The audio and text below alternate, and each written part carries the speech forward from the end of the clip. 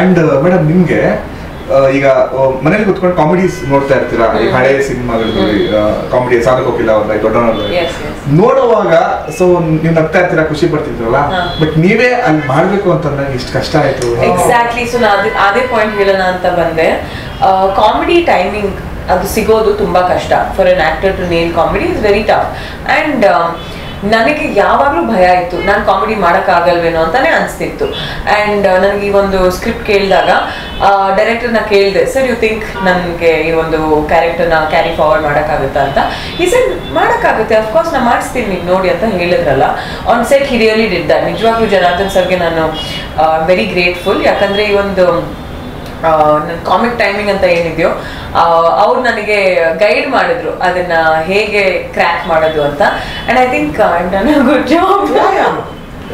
ನಿತ್ಯ ಅಂತ ನಿತ್ಯ ನನ್ನ ಪಾತ್ರದ ಹೆಸರು ನಿತ್ಯ, ನರ್ಸ್ ನಿತ್ಯ. ಅಂಡ್ ಅವ್ಳಿಗೆ ಏನಂದ್ರೆ ದಿಗಂತ್ ಅವ್ರು ಇಷ್ಟ, ಅದೇ ದಿಗಂತ್ಗಿಂತ ದುಡ್ಡು ಇಷ್ಟ. ಅಂಡ್ ಯಾವಾಗ್ಲೂ ಅವ್ನಿಗೆ ಹೇಳ್ತಾ ಇರ್ತಾನೆ, ನಿಮ್ಗೆ ಯಾಕೆ ಒಂದು ದುಡಿಯೋಂತ ಆಸೆನೇ ಇಲ್ವಲ್ಲ ನಿಮ್ಗೆ, ಅಂಡ್ ಹೆಂಗಾದ್ರೂ ಮಾಡಿ ದುಡ್ಡು ಮಾಡ್ಬೇಕು. ಸೊ ನಿಮ್ಗೆ ಏನೋ ಒಂದು ಕನೆಕ್ಷನ್ ಗೊತ್ತಾಗಿದ್ಯಾ ಈಗ? ಪೌಡರ್, ದುಡ್ಡು, ಫೀಲಿಂಗು. ಐ ಥಿಂಕ್ ಕಾಮಿಡಿ ಇದು comedy because you said this, ಈಗ ಕಾಮಿಡಿ ಸಿನಿಮಾ ಒಂದು, ಬಟ್ ಈ ಸಿನಿಮಾದಲ್ಲಿ ಪ್ರತಿಯೊಂದು ಪಾತ್ರ ಒಂದು ಅವ್ರ ಕ್ಯಾರೆಕ್ಟರೈಸೇಷನ್ ಅಲ್ಲಿ ತುಂಬಾ ಡೆಪ್ತ್ ಇರುತ್ತೆ. ಈಗ ಯಾಕೆ ಅದ್ ಮಾಡ್ತಾರೆ ಅವರು, ಯಾಕೆ ಅಲ್ಲಿ ಹೋಗ್ತಾರೆ ಅವರು, ಏನ್ ಯೋಚನೆ ಮಾಡ್ತಾ ಇರ್ತಾರೆ. ಈಗ ನಾನು ಸ್ಯಾಸನ್ ಪಾತ್ರದಲ್ಲಿ ಕೂಡ ಅದು ಯಾಕೆ ಮಾಡ್ತೀನಿ ಫಸ್ಟ್ ಅದು ಬರುತ್ತೆ.